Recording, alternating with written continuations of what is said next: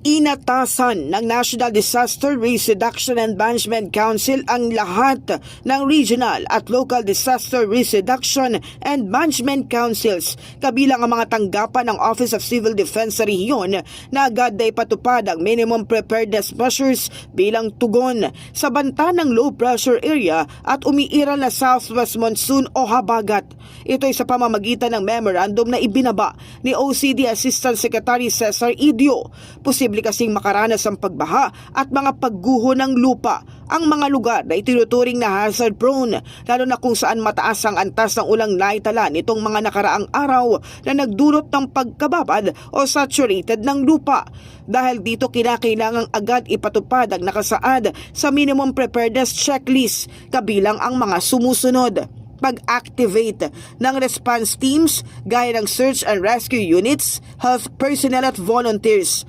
prepositioning ng kagamitan at tauhan sa mga lugar na posibleng maapektuhan ng sama ng panahon, pagbibigay ng regular update sa publiko hinggil sa lagay ng panahon at mga dapat gawin, at pagsasagawa ng preemptive evacuation kung kinakailangan. Pinaalalahanan ni Idio ang lahat ng kaukulang tanggapan na tiyaking maagap at maayos ang pagtugon upang maprotektahan ang mga komunidad mula sa banta ng kalamidad. In the heart of changing lives, ako si Brigada Kath Austria ng 105.1